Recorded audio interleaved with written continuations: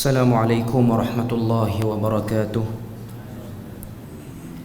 Innal hamdalillah nahmaduhu wa nasta'inuhu wa nastahdihi wa nastaghfiruh wa na'udzu billahi min shururi anfusina wa sayyiati a'malina. Man yahdihillahu fala mudilla lahu wa man yudlil fala hadiya lahu. أشهد أن لا إله إلا الله وحده لا شريك له وأشهد أن محمدا عبده ورسوله. يا أيها الذين آمنوا اتقوا الله وقولوا قولا سديدا يصلح لكم أعمالكم ويغفر لكم ذنوبكم ومن يطع الله ورسوله فقد فاز فوزا عظيما. الحمد لله الذي بنعمته تتم الصالحات. ربنا آتنا من لدنك رحمة وهيئ لنا من أمرنا رشدا. اللهم آت نفسي تقواها وزكيها وأنت خير من زكاها أنت وليها ومولاها. Alhamdulillah, syukur pada Allah Subhanahu wa taala kerana dengan rahmat dan juga limpah kurnia Allah Subhanahu wa taala berikan kepada kita kesempatan dan juga ruang waktu. Dan insya-Allah malam ni kita akan menyambung lagi perbahasan kita di sini daripada tadabbur juz'u amma, yang mana malam ni kita akan sambung daripada surah An-Naba. Minggu lepas kita bahas 5 ayat pertama daripada surah An-Naba yang merupakan bahagian pertama daripada surah ni. Dan insya-Allah malam ni kita akan masuk bahagian yang kedua bermula daripada ayat yang ke-6. Dan sebelum pada kita bahas, kita baca dulu beberapa ayat daripada surah An-Naba ni insya-Allah. A'udzu billahi minasy syaithanir rajim. ألم نجعل الأرض مهادا والجبال أوتادا وخلقناكم أزواجا وجعلنا نومكم سباتا وجعلنا الليل لباسا وجعلنا النهار معاشا وبنينا فوقكم سبعا شدادا وجعلنا سراجا وهاجا وأنزلنا من المعصرات ماء ثجاجا لنخرج به حبا ونباتا وجنات ألفافا إن يوم الفصل كان ميقاتا يوم ينفخ في الصور فتأتون أفواجا وفتحت السماء فكانت أبوابا وسيرت الجبال فكانت سرابا إن جهنم كانت مرصادا للطاغين مآبا لابثين فيها أحقابا لا يذوقون فيها بردا ولا شرابا إلا حميما وغساقا جزاء وفاقا إنهم كانوا لا يرجون حسابا.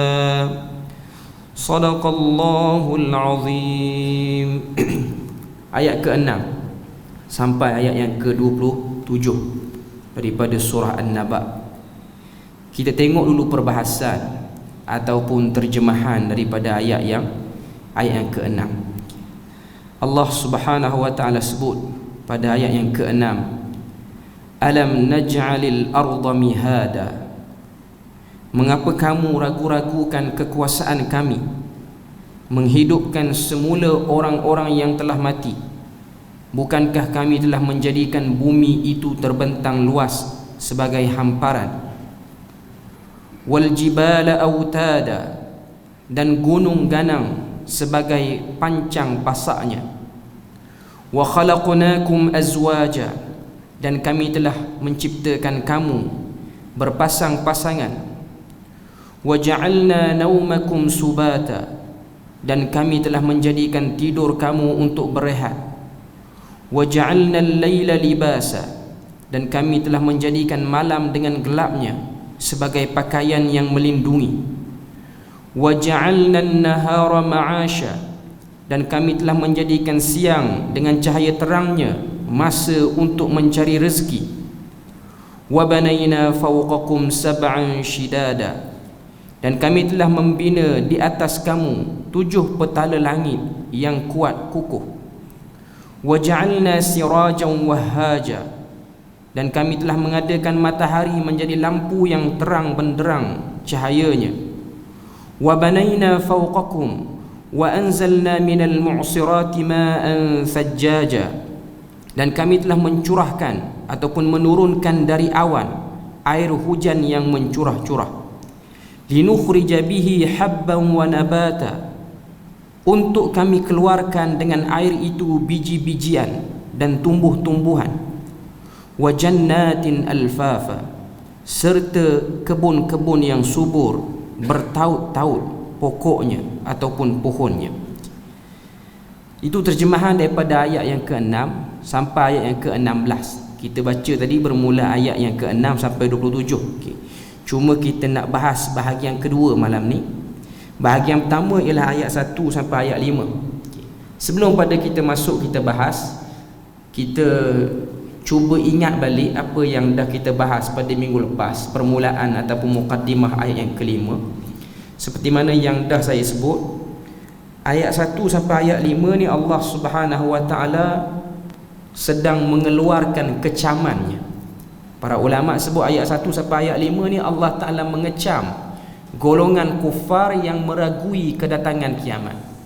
Kita dah sebut masalah terbesar musyrikin Mekah pada waktu Nabi sallallahu alaihi wasallam menyampaikan wahyu secara terang-terangan. Antara perkara yang tak dapat diterima akal oleh musyrikin Mekah pada waktu itu ialah selepas daripada kematian adanya hisab, adanya perhimpunan di padang mahsyar, adanya kebangkitan, dan adanya yang nama kiamat, iaitu kemusnahan alam ni. Jadi perkara itu ialah perkara yang tak dapat diterima oleh musyrikin Mekah, sebab benda tu benda baru. Mereka percaya manusia ni akan mati, cuma mereka susah nak percaya lepas pada mati itu ada cerita seterusnya. Sebab mereka ni duk ingat bila mana mati manusia akan berakhir dengan kematian. Bila mana ditimbus dengan tanah maka berakhir dengan kematian sahaja. Dan mereka sangat tak boleh percaya. Dan kita dah sebut antara sebab tak boleh percaya bukan hanya musyrikin Mekah, bahkan sampai ke zaman kita ni pun yang tak percaya pada kiamat masih ada, masih wujud. Kita dah bahas, Allah Subhanahu wa taala sebut ayat yang ketiga, allazina hum fihi mukhtalifun, yang mana mereka itu masih lagi dalam keadaan berselisih. Yakni ada yang percaya, ada yang tak percaya. Dan kita dah sebut perkataan mukhtalifun tu bukan hanya merujuk pada musyrikin Mekah, tapi merujuk kepada istimrar halatun nas, berterusan keadaan manusia ni. Mereka ada yang duduk dalam keadaan tak percaya pada hari kiamat sampai ke zaman kita ni pun. Ayat 1 sampai 5 Allah Ta'ala kecam. Allah Ta'ala beritahu cerita kiamat ni ialah cerita yang kamu kena beriman dengan datangnya berita tu daripada Rasul ataupun utusan yang dipercayai. Cerita kiamat ni tak akan boleh dicerna dengan kajian sains ke, ataupun dapatan-dapatan daripada mana-mana kajian, sebab dia memang satu benda yang luar daripada akal manusia. Sebab itulah ayat yang keempat dan ayat yang kelima Allah Ta'ala sebut kalla dua kali. Kalla saya'lamun thumma kalla saya'lamun. Kata sebahagian ahli bahasa, antara hikmah pengulangan tu Allah Subhanahu Wa Ta'ala ni sedang tunjukkan kemuncak ugutan kepada orang yang tidak mahu percaya pada hari kiamat. Bila mana kita jumpa ayat-ayat Quran yang bunyi dia kalla diulang banyak kali, maknanya nak beritahu pada kita ayat tu Allah Ta'ala nak tekan siapa tak percaya celaka keadaan dia, dan selamat hanya pada golongan yang percaya. Sama ada yang tak percaya tu sebab mereka tak boleh terima dengan akal, ataupun yang tak percaya tu dengan sebab degil. Orang lain duk percaya tapi dia tak nak percaya sebab dia degil. Degil sebab apa? Sebab orang yang beritahu tentang hari kiamat tu orang yang tak setaraf dengan dia. Macam kalau kita tengok keadaan Nabi SAW pada waktu tu, pertama, musyrikin Mekah tak boleh terima, benda tu tak logik akal. Kedua, orang yang cerita kiamat ni bukan orang berpendidikan tinggi daripada kalangan kita. Nabi Muhammad ataupun Muhammad pada waktu tu, memanglah Muhammad ni orang yang digelar sebagai Al-Amin. Nabi tu digelar sebagai Al-Amin. Tapi Nabi itu bukanlah orang yang pernah ada sejarah berpendidikan hebat macam orang-orang lain. Jadi satu masalah kepada mana-mana orang dan mana-mana kumpulan manusia pun, bila mana satu orang yang nak bawa misi pembaharuan, reformis, dia tu bukan orang yang hebat, dia tidak ada latar pendidikan yang hebat, tak belajar universiti mana-mana, tapi nak cerita benda betul, ujian dia besar. Sebab kedudukan dia di mata masyarakat ataupun orang ramai tak hebat. Sebab manusia hari ni dia menilai daripada pengaruh. Walaupun benda tu betul, tapi mari pada orang yang tak berpengaruh, orang tak layan sangat. Cuma nak beritahu pada kita, cara fikir ataupun sistem tu, kaedah tu akan berulang pada mana-mana zaman. Zaman kita pun orang tu nak bawa cerita betul, tapi dia tidak ada pengaruh, dia nama yang tak dikenali, masalah besar bagi dia, dan juga satu benda yang orang nampak janggal nak terima sebab dia bukan orang yang hebat. Itu perbahasan ayat 1 sampai ayat 5, sekadar peringatan balik. Allah Ta'ala beritahu siapa tak percaya kiamat celaka.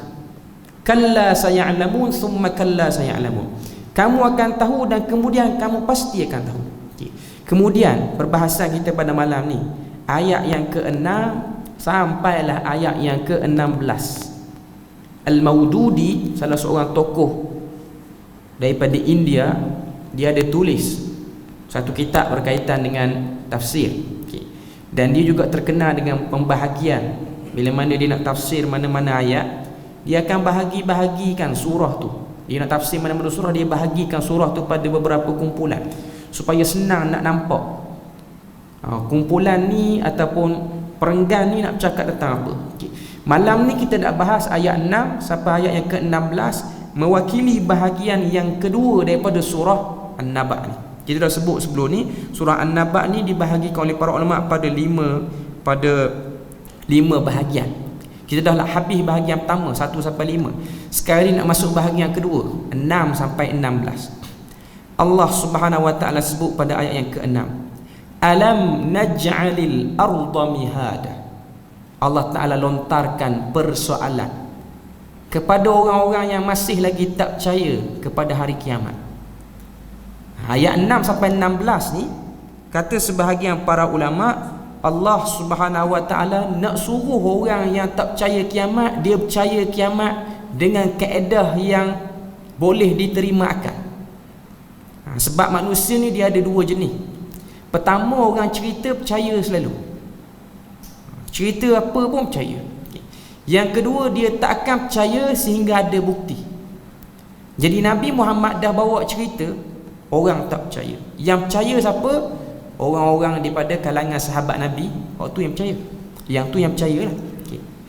Masalah sekarang ni ialah golongan pembesar Quraisy tak percaya. Macam mana nak suruh percaya? Bukan hanya pembesar Quraisy saja ayat ni, kepada kita semua hari ni pun. Nak bagi lebih mantap percaya tentang hari kiamat, yakin tentang hari kiamat tu, tolong tengok 10 ayat ni. Ayat 6 sampai ayat yang ke-16. Allah Ta'ala sebut, alam naj'alil arda mihada. Bukankah kami telah menjadikan bumi itu sebagai hamparan, yakni tempat tinggal bagi kamu. Kita keluar atas muka bumi, keluar daripada perut mak kita ni, Allah Ta'ala beri pada kita fasiliti, ada tempat tinggal atas muka bumi. Negeri mana, negara mana tak penting, poin dia keluar tu kamu dah dapat nikmat Tuhan, iaitu tinggal atas muka bumi. Tinggal atas muka bumi pula bukanlah ditinggalkan begitu sahaja. Keluar daripada perut mak kita tu, apa yang kita boleh buat sebagai seorang bayi ataupun sebagai satu bayi ni, apa benda kita boleh buat? Tidak ada apa bayi yang dia boleh buat melainkan dia menangis. Tak ada benda lain. Keluar perut mak tu menangis. Siapa yang menjadikan orang dengar tangisan macam ni faham, ni menangis lapar, ni menangis sakit? Siapa yang ajar benda tu? Maknanya situ boleh tengok kiamat ni kamu kena percaya. Walaupun kamu rasa macam tak logik, sebenarnya kamu pun keluar daripada proses yang tak logik juga. Keluar pada perut mak kita, kita tak boleh bercakap. Satu apa lorak pun kita tak reti. Mak kita orang utara ke orang patah timur ke tak tahu. Kita tahu menangis. Tapi mak kita tu daripada negeri mana, bangsa mana, dia dengar kita menangis, dia tahu okey, ni menangis lapar, ini menangis sakit. Siapa yang jadikan dia faham? Situ pun tak logik sebenarnya. Situ sendiri pun tak logik dah. Okay. Tapi sebahagian manusia dia terleka. Sebab apa dia terleka? Sebab banyak sangat dapat bantuan ni kadang-kadang terleka. Manusia ni bila mana dia banyak sangat ambil nikmat, banyak sangat dimewahkan, dia lupa pada siapa yang beri kemewahan tu. Situ pun dah nampak. Allah Ta'ala kata, alam naj'alil arda mihada. Bukankah kami telah jadikan permukaan bumi ini hamparan?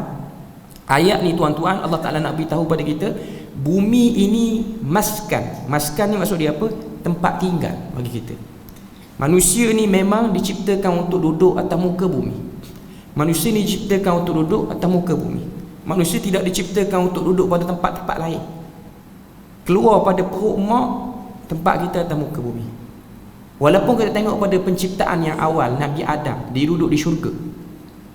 Tapi hikmah sebenar dijadikan bumi ni ialah tempat duduk bagi manusia. Para ulama bahas, sebab apa Nabi Adam duduk di syurga? Sebab nak beritahu dan nak beri rasa, nak bagi Nabi Adam tu rasa tempat balasan bagi orang yang buat baik pada Tuhan, syurga. Bagi kenal dulu syurga. Dan sebab apa Nabi Adam boleh termakan pohon yang terlarang? Tuan-tuan baca tafsir, baca surah Baqarah, surah Al-A'raf, dia panjang cerita sebab apa Nabi Adam AS boleh termakan pohon yang terlarang. Yang lebih detailnya ialah surah A'raf. Allah Ta'ala cerita antara sebab, dan para ulama bincang antara hikmah Nabi Adam termakan pohon yang terlarang. Sebabnya ialah nak tunjuk pada kita manusia ni dia ada sikap tersilap, boleh buat kesilapan. Sebab tu ada hadis Nabi cerita pada kita, ni cerita gaib, cerita yang dah berlaku lebih awal pada sebelum kelahiran Nabi. Nabi kata tahajat, telah berhujah ataupun telah berdebat antara Nabi Adam dengan Nabi Musa alaihissalam. Hadis ni, dan hadis ni hadis yang sahih, riwayat Bukhari ataupun Muslim saya tak ingat, tapi hadis ni hadis sahih. Okay. Nabi Musa alaihissalam dia pernah cakap dengan Nabi Adam. Maknanya ni bukan di alam bumi lah, maknanya di alam lain. Nabi Musa kata pada Nabi Adam, wahai Adam, kalau kamu tak makan pohon yang terlarang, kita semua tak turun lagi ke muka bumi ni, duduk dalam syurga. Macam ayat kita juga lah lebih kurang. Kau Nabi Adam tak makan, kita ni duduk dalam syurga lagi. Jawab Nabi Adam kata apa? Wahai Musa, kalau aku tak makan pokok yang terlarang tu, kamu pun tak jadi Nabi sampai kali ni. Jawapan Nabi Adam pun sedap juga. Kalau aku tak makan, kamu pun tak jadi Nabi. Orang tak panggil kamu Musa kalimullah. Jadi nak beritahu pada kita, makannya Nabi Adam walaupun zahirnya nampak salah, ada susunan yang Tuhan nak letakkan. Ada susunan yang Tuhan ataupun Allah Subhanahu Wa Taala nak letakkan pada percaturan hidup manusia itu sendiri. Okay. Dan ayat ni nak beritahu pada kita, kita memang akan duduk dan tinggal di sini, iaitu di muka bumi, dan kita akan diuji dengan bermacam ujian di sini, dan akan dinilai kehidupan kita pun berdasarkan kehidupan di dunia. Itu nak beritahu pada kita ayat nak sebut medan manusia. Kemudian Allah Ta'ala sebut ayat yang ketujuh, wal jibala autada, dan gunung ganang yang telah kami jadikan sebagai pasak. Allah Ta'ala beritahu bumi ni jadi kemas, buminya jadi kukuh dengan sebab adanya gunung ganang. Wal jibala autada, Allah Ta'ala beritahu gunung ganang ni menjadi autad. Watad maksudnya pasak supaya tidak bergegarnya bumi ataupun tidak berlakunya gempa bumi. Jadi nak beritahu pada kita Allah Ta'ala ni dia nak suruh kita duduk atas muka bumi, dan dia tak biarkan muka bumi tu ada gangguan. Dia jadikan pula muka bumi tu selamat dan aman. Ni Allah Ta'ala nak suruh kita ingat dia punya jasa-jasa dia. Wa khalaqnakum azwaja, dan kami jadikan kamu wahai manusia ni hidup berpasang-pasangan. Ada lelaki, ada perempuan. Kalau haiwan ada jantan dan betinanya. Tujuan dia apa? Tujuan dia untuk berkembang biak sesama manusia. Dan ini juga ialah fitrah manusia. Fitrah manusia yang sehat. Maknanya manusia memang dia ada kecenderungan lawan jantina. Tapi zaman kita ni dia beza sikit. Dia ada kecenderungan sama jantina. SSA istilah dia, same sex attraction. SSA ni kecenderungan sama jantina. LGBT lah hari ni. Okay. Para ulama bincang, benda ni boleh berlaku ke? Ulama kontemporari lah bincang. Boleh berlaku ke manusia ni dia suka sama jantina? Boleh berlaku ke? Boleh berlaku dengan suasana kehidupan masyarakat hari ni. Dia boleh berlaku. Bukan makna kata benda tu, saya bukan nak sokong LGBT, cuma nak beritahu kepada kita kehidupan masyarakat ni, orang macam ni dia boleh lahir. Dia boleh keluar perasaan macam tu. Dia suka sama-sama jantina. Dia suka.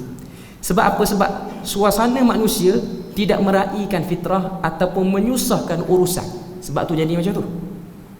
Hakikatnya manusia dia keluar daripada perut mak dia memang ada perasaan tu, perasaan nak kepada orang yang lawan jantina, nafsu dia memang benda tu ada. Okay. Cuma suasana masyarakat ataupun suasana kehidupan manusia yang menyebabkan ada setengah orang perasaan tu jadi rosak. Okay. Antara sebab ni yang saya baca dah dalam setengah-setengah artikel, antara sebab jadi macam tu sebab apa? Sebab nak hidup berpasangan secara normal banyak sangat urusan, banyak sangat kerana.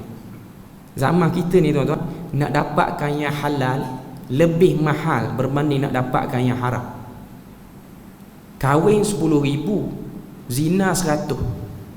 Ambil auto. Jadi orang rasa macam stres. Benda tu yang patutnya dimudahkan jadi susah. Akhirnya keluar penyakit dalam masyarakat, iaitu minat laki sama lelaki. Ataupun sebahagian orang kalau tak susah dari segi maharnya, susah dari segi dia nak pilih pasangan. Ini masalah masyarakat. Dia minat pada seorang perempuan. Saya cerita ni sebab kita berjumpa dengan orang macam ni. Dia minat dengan satu orang perempuan, tapi keluarga dia halang dia. Alasan dia apa?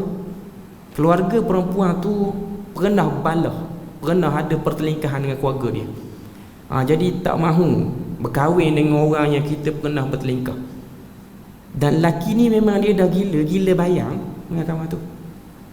Pak saudara dia tak bagi, akhirnya dia jadi fed up, nak cari perempuan lain.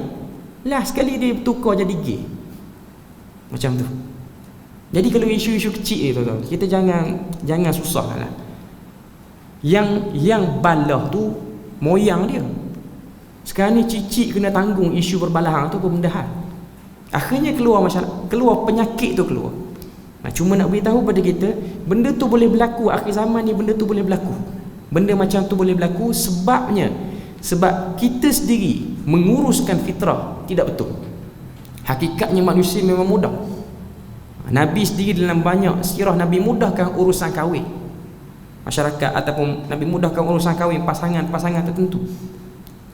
Dan zaman kita ni kita boleh tengok perubahan keadaan sosio masyarakat. Kahwin umur berapa? Dulu zaman 40-an 50 orang kahwin sekitar umur 18, 14 tu biasa. Zaman kita ni orang kahwin sekitar umur 20-an ataupun awal 30-an. Berbeza. Sebab tu kalau ada orang dia pernah tanya saya, dia tu muda, umur 18 19, dia tanya saya, betul ke kahwin ikut sunnah ni kena umur 25? Saya kata kalau baca sirah Nabi, memang Nabi kahwin umur 25 lah. Okey, tapi Nabi tak pernah kata afdal kahwin umur 25, tak pernah lah. Bahkan Nabi sebutlah hadis, Nabi kata ya ma'syarasy syabab man istata'a minkumul ba'ah falyatazawwaj. Wahai sekalian pemuda. Bila sebut perkataan syabab, orang Arab semua faham syabab ni usia dia bila? Usia dia 16 sampai 30, sekitar tu. Man istata'a minkumul ba'ah, sesiapa yang ada kemampuan tu maksud dia apa? Kemampuan untuk tanggung isteri, falyatazawwaj, maka mudahkan urusan dah kahwin. Siapa yang tak mampu, dia puasa. Maknanya Nabi tak kata mesti umur 20. Sebab sebahagian kita ni dia rasa macam awal sangat. Cuma nak beritahu dia, kita tengok perkahwinan tu dia tengok keperluan. Kalau kita rasa perlu kahwin, kita kahwin. Kalau rasa macam tak perlu, kita kahwin tu kita menzalimi hak setengah-setengah orang, maka tak perlu kahwin. Sebab tu kita tengok ada sebahagian ulama dia tak kahwin. Bukanlah dia tu menyendiri daripada sunnah tu, tak. Tuan-tuan baca siapa ulama yang tak kahwin. Antara yang terkenal Imam An-Nawawi tak kahwin. Selain pada tu At-Tabari tak kahwin. Selain pada tu Ibn Taymiyah tak kahwin. Bukan sebab dia orang tu tak ada nafsu, sebab dia orang tu sibuk dengan ilmu. Jadi kalau dia orang kahwin, dia orang tak sempat nak bagi masa. Bukan maknanya dia orang tu menyendiri pada sunnah. Isu ni telah dibahas oleh seorang tokoh ulama dari Syria, nama dia Syekh Abdul Fattah Abu Ghuddah. Sebab kalau tuan-tuan tengok kesungguhan para ulama ni, dia akan sampai pada tahap yang kita tengok dia orang minat dengan ilmu ni luar biasa. Sebab tu Abdullah bin Mubarak dia kata, aku pernah dengar sirah seorang ulama. Abdullah bin Mubarak ni guru pada Imam Bukhari. Dia kata zaman aku kecil-kecil, aku pernah dengar ada seorang ulama di kampung aku, nama dia Abil Aiz Al-Hanafi. Abil Aiz Al-Hanafi ni tokoh dalam mazhab Hanafi dan juga tokoh dalam dalam bahasa Arab. Dia ni cukup minat dengan ilmu. Kalau kita baca sirah dia meninggal sebab apa? Dia meninggal sebab dihempak kitab. Dan dia pernah doa kepada Allah Subhanahu Wa Taala. Kata anak murid dia, kami selalu duk dengar doa Abil Iz Al-Hanafi ni, ya Allah, sekiranya aku ni mati masuk syurga, aku nak syurga yang banyak kitab. Dia ada orang sampai tahap macam tu. Bidadari ni tak mampu sangat, tapi nak syurga tu banyak kitab. Dia punya gila, obses sampai tahap tu. Dan Abdullah bin Mubarak ni dia pernah cerita, dia pernah bermimpi jumpa dengan Abil Iz Al-Hanafi. Dia dengar cerita tu, dia berdoa. Abdullah bin Mubarak ni dia banyak cerita mimpi dia, tapi mimpi dia bukan mimpi mengarut. Mimpi dia tu mimpi yang kita kira ada ulama terima. Contoh, kita dengar cerita orang-orang alim, kita berdoa pada Allah, ya Allah, jadikanlah aku boleh jumpa dalam mimpi orang tu. Macam mana kita minta nak mimpi jumpa Nabi, benda tu boleh. Antara yang pernah buat ni daripada kalangan sahabat ialah Abdullah bin Abbas pernah buat. Bukan Abdullah bin Abbas bin Abdul Muttalib, ayah pada Abdullah bin Abbas. Abbas ni dia baik dengan Umar Al-Khattab, sangat baik. Bila mana Umar meninggal dunia, setahun Umar meninggal dunia, dia pun berdoa pada Allah, ya Allah, masukkanlah dalam mimpi aku ni berjumpa dengan Umar Al-Khattab. Cerita ni Ibnu Jauzi letak dalam kitab Sifatus Safwah. Kata Abbas bin Abdul Muttalib, pada satu malam Allah Ta'ala jadikan aku bermimpi berjumpa dengan Umar Al-Khattab dalam mimpi aku. Dan aku cakap dengan Umar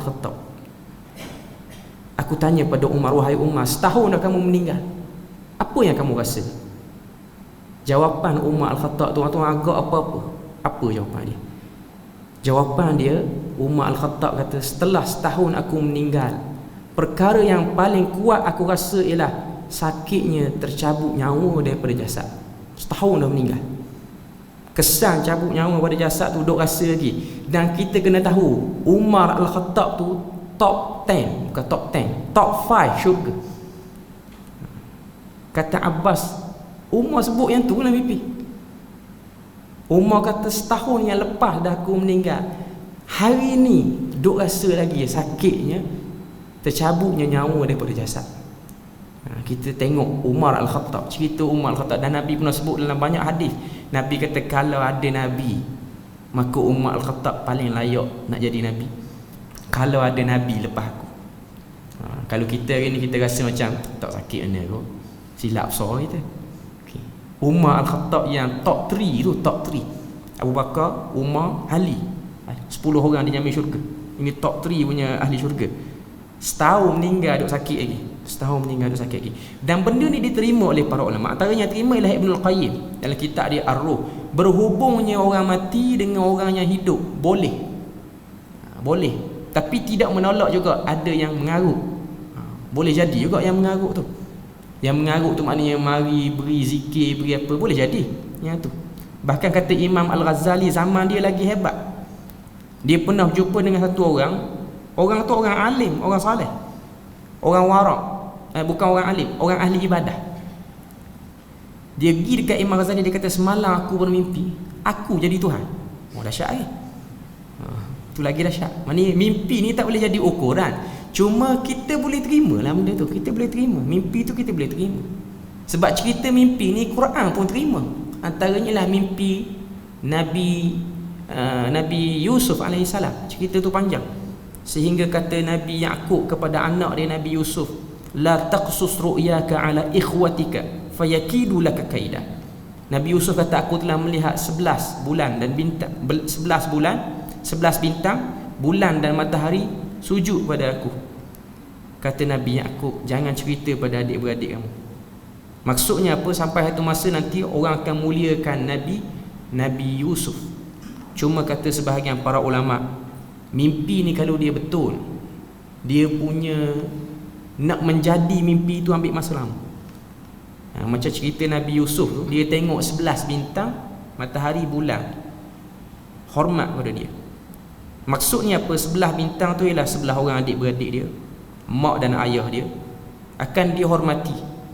Bila dia dapat benda tu 29 tahun lepas daripada mimpi tu baru dapat. Baru dapat. Cuba nak beritahu dia, kata cerita mimpi ni boleh terima lah, boleh terima. Balik pada cerita tadi, Abul Iz Al-Hanafi ni, Abdullah bin Mubarak ni, dia selalu minta supaya dapat mimpi jumpa Abul Iz Al-Hanafi. Dia jumpalah dengan Abul Iz Al-Hanafi yang kata minta syurga penuh dengan kitab tadi tu.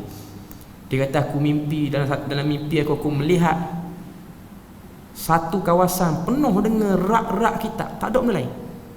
Dan aku melihat ada seorang lelaki pergi ke kitab tu, pergi ke kitab ni. Aku pergi dekat pada dia dan aku tanya dia, rupanya dia Abul Iz Al-Hanafi. Abdullah bin Mubarak pun tanya, apa Allah Ta'ala beri pada kamu? Dalam mimpi tu kata Abul Iz Al-Hanafi, aku pernah minta di dunia dulu, sebelum mati aku duduk di tempat yang penuh kitab. Fa'atani, lalu Allah Ta'ala beri benda tu. Itu pandangan lah. Tuan-tuan nak terima tak mau terima tu tergantung. Cuma nak beritahu, benda ni ada sebahagian ulama terima. Yang saya tak nafikan, ada sebahagian ulama dia tolak semua bab-bab mimpi. Kecuali mimpi para sahabat berjumpa Nabi, waktu tak tolak. Yang orang lain ni dia orang petikai. Wal jibala autada wa khalaqnakum azwaja. Sekarang ni masuk ayat 9. Wa ja'alna naumakum subata. Dan kami jadikan tidur kamu itu sebagai rehat. Subata maksudnya rehat. Bila mana kita tidur, maka semua organ tubuh badan kita ni akan berehat. Satu cara yang Allah Ta'ala jadikan pada tubuh badan manusia, sistem tubuh badan manusia ni, dia akan sampai satu keadaan kita banyak sangat awak kerja, kita akan mengantuk. Bila mana kita mengantuk, maknanya organ-organ kita sudah overwork, kerja terlebih. sama ada otak berfikir, sama ada mata apa semua, maka pada waktu tu secara biologinya, secara automatik badan kita tu dia akan jadi mengantuk. Sebab tu tuan-tuan, benda ni kita akan rasa dalam kehidupan kita. Lepas makan mengantuk. Sebab apa? Sebab ada organ badan kita ni yang dia telah press untuk buat kerja banyak. Apa dia? Usus kita nak hadam makanan. Sebab tu bila mana usus kita nak hadam makanan, dan dalam masa yang sama guna mata pula untuk tengok, untuk dengar apa semua, jadi benda tu dia akan jadi banyak, organ kita banyak, jadi dia akan rasa nak tidur betul. Sebab tu kita tengok bulan Ramadan lagi, buka puasa makan banyak, sembahyang tarawih confirm ngantuk. Sebab apa? Perut nak hadam makanan, tubuh badan nak guna untuk buat ibadah. Jadi sebab tu kau tengok Nabi ni, kalau Nabi berbuka, tidak Nabi berbuka melainkan rutabat. Rutabat tu maksud dia apa? Kurma-kurma yang basah. Nabi tak makan banyak. Cuma nak beritahu pada kita, benda tu ada kaitan. Allah Ta'ala jadikan kita tidur. Kemudian Allah Ta'ala sebut dalam ayat yang ke-9 tu, وَجَعَلْنَا اللَّيْلَ لِبَاسًا, dan kami jadikan malam kamu sebagai pakaian. Ayat yang sebelum tu, ayat yang ke-8, ayat yang ke-9, Allah Ta'ala sebut tentang tidur. Ayat ke-10 Allah Ta'ala sebut tentang malam. Maknanya Allah Ta'ala nak beritahu kepada kita, waktu terbaik untuk manusia tidur ialah waktu malam. Waktu terbaik. Waktu lain ada perbahasan, cuma malam ni memang Tuhan jadikan untuk kita berehat. Sebab tu dalam hadis riwayat Bukhari, dia ada dalam Sahih Bukhari ni bab larangan daripada kita ni as-sahru. As-sahru ni maksud dia kita duduk lewat malam sangat, berjaga lewat malam. Nabi suruh kita ni bila mana tak ada urusan dah tengah malam, maka terus tidur. Tambah-tambah bagi orang yang memang dah tahu kalau dia berjaga lewat malam, subuh akan terganggu, ini wajib. Melainkan, kata sebahagian para ulama, bila kita boleh tahan mata tak tidur, iaitu bila mana isteri ajak bercakap. Tu tak apa. Sebab pernah berlaku pada Nabi ni, Nabi malam tu giliran rumah Aisyah. Aisyah siang tu dia pergi berkawan dengan mana orang-orang tua di Madinah. Orang tua Madinah tu dia orang muda, Aisyah dia orang muda. Dia berkawan dengan seorang mokcik ataupun kumpulan mokcik-mokcik yang berumur di Madinah. Mokcik tu cerita tentang satu hikayat orang Madinah ni namanya Ummu Zara'. Ummu Zara' ni ialah seorang perempuan yang kahwin dengan ramai orang, dapat menantu macam-macam jenis. Hadis tu panjang. Dalam Tirmizi ada sebut. Jadi dia ni rasa teruja balik malam. Nabi balik malam tu dia nak cerita balik ke Nabi. Hadis tu panjang tuan-tuan, sangat panjang. Sebab Ummu Zara' ni dia kahwin 6 ke 7 orang. Dia tu perempuan lah, Ummu Zara' tu perempuan, kahwin, pengalaman dia berjumpa dengan menantu baik, menantu tak baik, macam-macam. Mertua baik, mertua tak baik, macam-macam lah. Suami yang handsome, suami tak handsome, dia cerita satu-satu. Hikayat Nabi ni baru balik, Nabi dengar cerita tu. Nabi tak kata esok-esok lah cerita. Nabi dengar dari riwayat kata rapat sampai ke subuh dia cerita ke Nabi.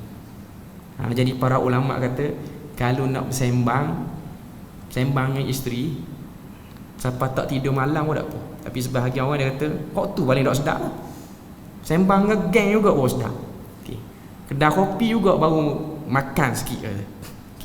Tapi itulah hak yang betul tu lah, syaitan akan bagi kita blok, tak nampak. Nak bersembang sebahagian. Sebab tu benda ni kalau tengok Nabi sendiri tunjukkan pada kita. Cuma Nabi tu sendiri kalau tak ada urusan apa-apa, Nabi akan turun tidur. Larangan. Dan nak beritahu pada kita, badan manusia ni dia akan lebih sihat kalau dia tidur pada waktu malam. Dia peruntukkan waktu rehat dia waktu malam. Tapi kalau dia banyak tidur pada waktu siang, akan berlaku ketidakseimbangan pada badan dia. Walaupun dia ambil masa lama tidur siang untuk cover malam, tetap badan tu kurang sihat. Sama ada gangguan pada saraf apa-apa semualah. Jadi bila luar pada azan tu,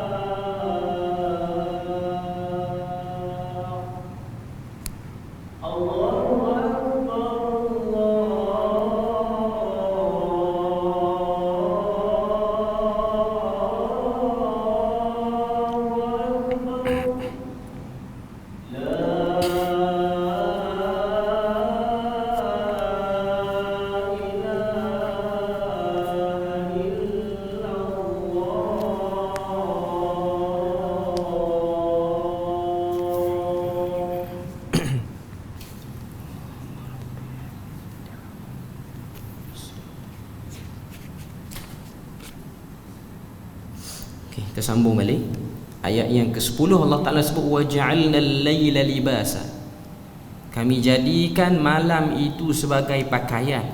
Yang ni nak beritahu pada kita kaitan dengan ayat ke-9. Pakaian itu maksudnya rehat, pakaian untuk rehat, iaitu dengan kita tidur pada waktu malam. Dan Nabi menganjurkan kita tidur awal. Nabi akan tidur selesai salat isyak, Nabi akan tidur, dan seterusnya Nabi akan bangun pada waktu sahur, dan ada sebahagian riwayat Nabi bangun di pertengahan malam. Cuma kalau kita tengok sifat qiyam Nabi ni, hadis riwayat Aisyah kata Nabi pada setengah-setengah tahun aku melihat dia qiyam seakan-akan dia tidak ada hari pun dia tinggalkan daripada qiyamul lail. Setengah-setengah tahun. Dan ada setengah-setengah tahun aku tengok Nabi ni macam tak pernah qiyam walau satu malam pun. Apa hikmah hadis tu? Ataupun apa yang Aisyah nak sampaikan? Aisyah nak beritahu pada kita, Nabi tunjukkan pada kita amalan nafilah, amalan-amalan yang bersifat sunat ni dia tidak diwajibkan. Kita buat bila mana kita ringan, kita buat. Cuma nak beritahu konsep ibadah yang betul, kita percantikkan yang fardu dulu, baru kita fokus pada yang sunat. Sebahagian orang bangun malam tapi subuh pukul 7 kok. Tak ada guna okey. Tak ada guna. Benda tu tak ada guna, buang masa je. Okey. Cantik kan? Ada setengah orang subuh lewat tapi duha 8 rakaat. Sama kok benda tu. Maknanya benda tu tidak jadi dia kata apa? Pembantulah. Sebab dalam hadis Nabi sebut ahabbul a'mali ila Allah al-faraid. Amalan yang paling Tuhan suka ialah fardu. Cantikkan yang fardu dulu. Ayat yang ke-11 Allah Ta'ala sebut waja'alna an-nahara ma'asha, kami jadikan waktu siang itu ma'ash. Ma'ash ni maksud dia apa? Ma'ash ni ialah kita keluar cari rezeki untuk melangsungkan kehidupan kita. Ma'isyah, nak teruskan kehidupan. Waktu siang ni ialah waktu untuk kamu keluar dan cari rezeki. Allah Ta'ala akan beri rezeki. Famshu fi manakibiha wa kulu mir rizqi. Allah Ta'ala sebut dalam surah Al-Mulk, berjalanlah kamu di ceruk-ceruk rantau yang ada atas muka bumi ini, wa kulu mir rizqi, dan makanlah daripada rezeki-rezeki yang ada atas muka bumi. Maknanya nak beritahu pada kita waktu siang ialah waktu untuk orang bekerja. Sebab tu kalau tengok subuh nak pergi ke Zuhur, dia ambil masa yang panjang. Masa panjang. Maknanya waktu tu ialah waktu cari rezeki dan Tuhan tak kacau. Wa banaina, ayat yang ke-12. Wa banaina fawqakum sab'an shidada. Ayat yang ke-10 dan 11 tu Allah Ta'ala cerita apa yang kita boleh tengok dengan mata panca indera kita. Malam gelap, siang cerah cari rezeki. Malam tidur, siang cari rezeki. Ayat yang ke-12 Allah Ta'ala cerita luar daripada kemampuan mata kita. Wa banaina fawqakum, kami bina di atas kamu, iaitu di atas langit, sab'an shidada, 7 petala langit. Yang ni ayat ni baca zaman Nabi, sahabat terima macam biasa, sebab tidak ada alat yang nak tengok luar daripada atmosfera bumi ni. Baca zaman kita, ayat ni lagi lebih memberi kesan bagi orang yang nak mengkaji. Hari ni macam-macam teknologi kita boleh tengok luar daripada bumi ni, NASA ke apa ke. Maknanya nak beritahu pada kita apa yang Allah Ta'ala sebut itu bukanlah benda yang bersifat sia-sia. Cuma zaman Nabi ni dia sebut umum. Wa ja'alna sirajan wahhaja, ayat 13, dan kami jadikan matahari itu terang benderang. Siraj maksudnya matahari, wahhaja cahaya dia terang. Sebab apa matahari dipanggil sebagai siraj? Siraj ni dalam bahasa Arab maksud dia satu benda yang boleh mengeluarkan cahaya daripada dirinya sendiri. Matahari ni dia ada kelebihan, Tuhan jadikan dia tu cahaya. Dia tu sifat cahaya. Sebab tu dalam Quran Allah Ta'ala sebut asy-syamsu siraja wal qamaru diya. Matahari itu ialah makhluk yang mengeluarkan cahaya dan bulan itu diya. Diya ni maksud dia apa? Biasan cahaya matahari. Sebab sifat bulan dia tak keluar cahaya, cuma dia boleh bias cahaya matahari. Jadi kita boleh tengok perkataan Quran ni tepat. Allah Ta'ala nak beritahu. Jadi orang-orang yang belajar sains pun tahu cahaya matahari mai pada mana? Mai pada diri matahari tu. Memang dia boleh keluar cahaya. Cahaya bulan mai pada mana? Mari daripada pantulan ataupun biasan cahaya matahari. Sebab tu dalam Quran, bulan bila mana nak cerita bulan dia akan sebut diya. Diya maksud dia apa? Pantulan, biasan cahaya orang lain. Dia keluarkan cahaya pada diri dia tu daripada cahaya orang lain, bukan cahaya dia. Jadi nak beritahu tepat bahasa Quran ataupun pilihan perkataan tu tepat. Boleh dikaji dengan kajian sains moden hari ni. Memang matahari itu sumber cahaya. Kemudian Allah Ta'ala sebut wa anzalna minal mu'sirati ma'an sajjaja, ayat yang ke-14. Dan kami turunkan, anzalna maksud dia turunkan, minal mu'sirat. Mu'sirat ni maksud dia apa? Awan.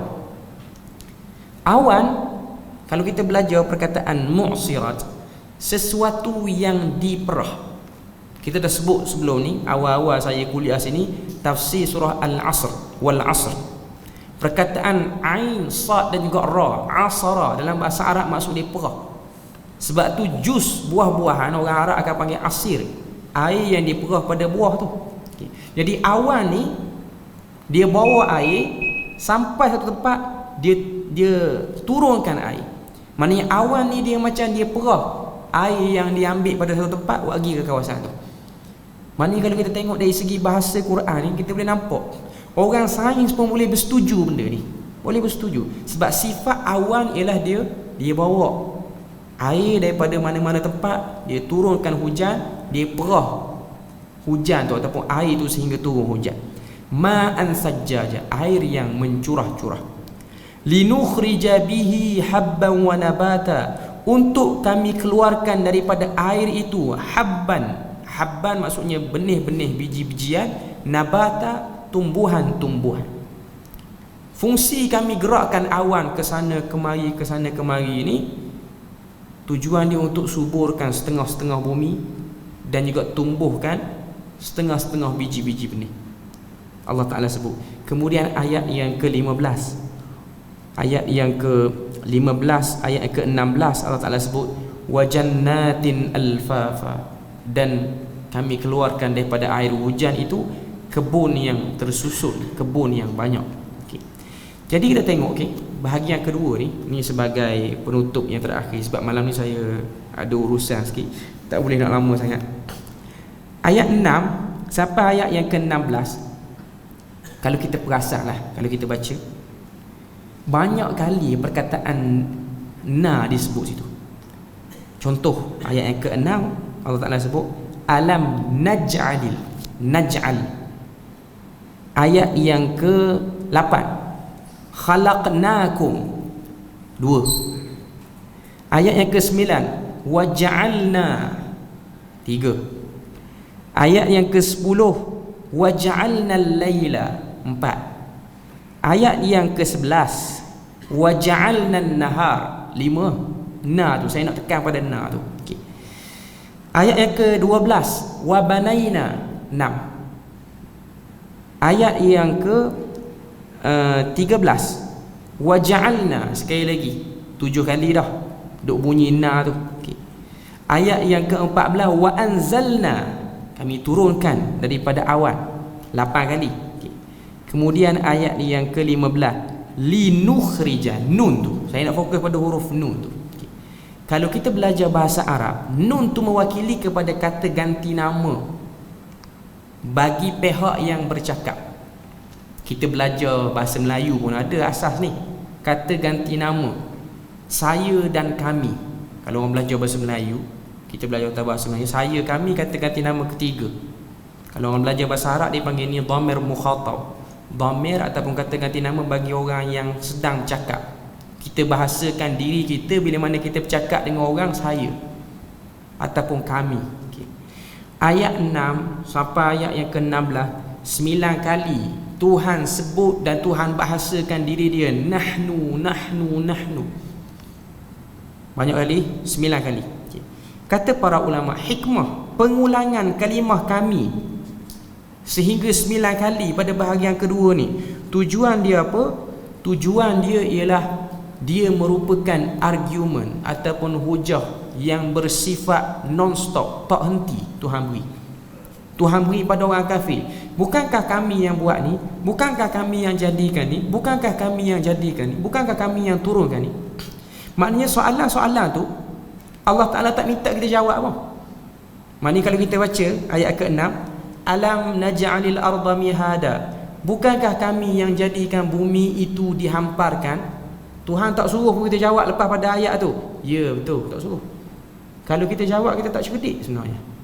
Sebab di sana adanya, dia panggil istilah dalam ilmu tafsir, istifham. Istifham ni maksud dia apa? Kata tanya yang bersifat ingkar. Istifham ingkari. Istifham ingkari ni maksud dia apa? Allah Ta'ala tanya, tapi Allah Ta'ala tak suruh kita jawab. Allah Ta'ala suruh kita renung saja. Kalau kita jawab, kita mengundang kemarahan dia lah. Okay. Contoh saya nak bagi pada tuan-tuan. Kita berhutang dengan orang, kita berhutang dengan satu orang, kita bayar lah hutang tu. Tiba-tiba orang yang dah kita bayar hutang tu, dia datang jumpa kita, dia pun kata, duit hari tu bayar dah lagi. Kita pun kata pada dia, bukan bayar dah. Bukan bayar dah tu nampak macam tanya, tapi bukan kita nak suruh dia tanya pun, suruh dia fikir, ingat tak aku bayar bila tu? Itu dia panggil istifham ingkari dalam Quran. Allah Ta'ala tanya kepada kita, alam naj'alil arda mihada, bukankah kami dah jadikan bumi itu dihamparkan? Kalau kita jawab tak cerdik, betul sangat orang panggil, lurus bendo sangat jawab benda gitu. Benda ni pernah jadi pada Nabi Musa. Kalau kita baca surah Taha, dia ada satu ayat bila mana Allah Ta'ala nak beritahu tongkat Nabi Musa tu ada mukjizat. Allah Ta'ala tanya pada Nabi Musa, wa ma tilka biyaminika ya Musa, apa yang ada di tangan kanan kamu wahai Musa? Apa jawapan Nabi Musa? Nabi Musa jawab literal sangat, zahir sangat. Nabi Musa kata, qala hiya asaya. Kata Nabi Musa, inilah tongkat. Dia jawab ke Tuhan. Tuhan tu tahu dah benda tu tongkat pun. Okay. Nabi Musa tu dia elaborate lagi jawapan dia. Dia kata, qala hiya asaya atawakka'u biha. Tongkat yang aku guna untuk aku berjalan, tunjuk jalan. Wa ahushu biha ala ghanami, dan tongkat yang aku guna untuk aku jaga kambing yang aku gembala. Allah Ta'ala bukan nak suruh Nabi Musa jawab itu tongkat. Allah Ta'ala nak suruh Nabi Musa tengok itu bukan sebarang tongkat, itu mukjizat. Sama juga dengan ayat ni, 9 kali Tuhan sebut alam naj'alil arda waja'alna banyak kali, wa banaina, kami dah bina, kami dah turun, kami dah buat. Maknanya Tuhan sebut tu suruh kita renung. Memang betul? Memang betul pun. Hujan turun tumbuhkan tanaman. Allah Ta'ala jadikan malam rehat, siang cari rezeki. Ini semua orang kafir pun terima benda ni, khususnya zaman Nabi. Okay. Jadi bahagian kedua ni Allah Ta'ala nak beritahu, di situ pun kamu tidak boleh nafikan kuasa kami. Tiba-tiba datang pesuruh kami ataupun pembawa wahyu yang kami utus, iaitu Nabi Muhammad, beritahu kiamat tu ada. Kamu tak boleh percaya dalam keadaan kamu duk tidur atas muka bumi ni, duk makan juga rezeki yang kami bagi, duduk ambil urusan semua yang kami beri. Tiba-tiba kami minta kamu percaya kiamat tu ada, kamu tak boleh percaya. Jadi nak beritahu kepada kita, bahagian kedua ayat yang ke-6 sampai 16, Allah Ta'ala kata, lihatlah alam ini, lihatlah alam ini yang akan menjadi hujah kepada kamu wujudnya kiamat. Itu persoalan. Bila mana kita tengok 6 ayat ni, kita tahu kita ni ambil nikmat Tuhan cukup banyak, dan kadang-kadang kita tak perasan pun nikmat tu kita ambil dengan mudah. Cuma kita duk rasa macam kita ni hidup kerana nikmat yang kita usaha. Sebenarnya tak. Sebenarnya nikmat itu datang kerana pertolongan Allah dan juga kerana keajaiban yang kita tak sedar sebenarnya. Sebab tu kalau kita tengok Ibnul Qayyim Al-Jauziyah, zaman tu dia duduk di Mekah. Dia duduk di Mekah lama, dan dia miskin, dia belajar, dia duduk di Mekah lama, sehingga dia kena satu penyakit. Dalam riwayat sebut penyakit dia tu penyakit dia kencing keluar darah. Ibnul Qayyim, kita hari ni dehidrasi lah, panas, kurang minum air. Okay.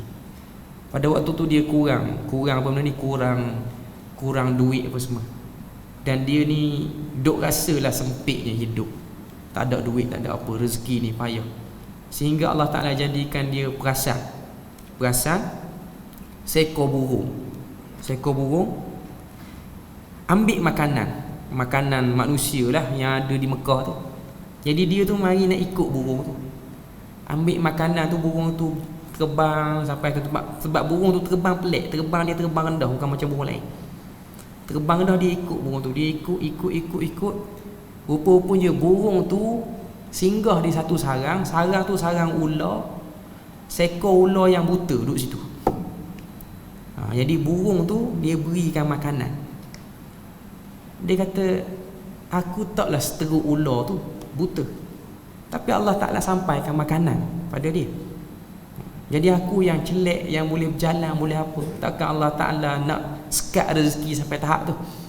Cuma nak beritahu pada kita, ini benda-benda yang kita tak perasan. Banyak benda Allah Ta'ala tolong dalam hidup kita. Jadi kalau dia suruh kita minta percaya kiamat dan bersedia pada kiamat, kecil sangat benda yang dia minta berbanding benda yang kita ambil daripada bantuan dia, sangat banyak. Jadi itu poin dia. Okay. Jadi alhamdulillah kita selesai untuk bahagian yang kedua ni. InsyaAllah kita akan sambung minggu depan bahagian yang ketiga, ayat 17 sampai ayat yang ke-20. InsyaAllah setakat tu sajalah kita punya perbahasan pada malam ni. Kita berhenti situ dulu. Subhanakallahumma wa bihamdik, asyhadu an la ilaha illa anta wa astaghfiruka wa atubu ilaik. Wassalamualaikum warahmatullahi wabarakatuh.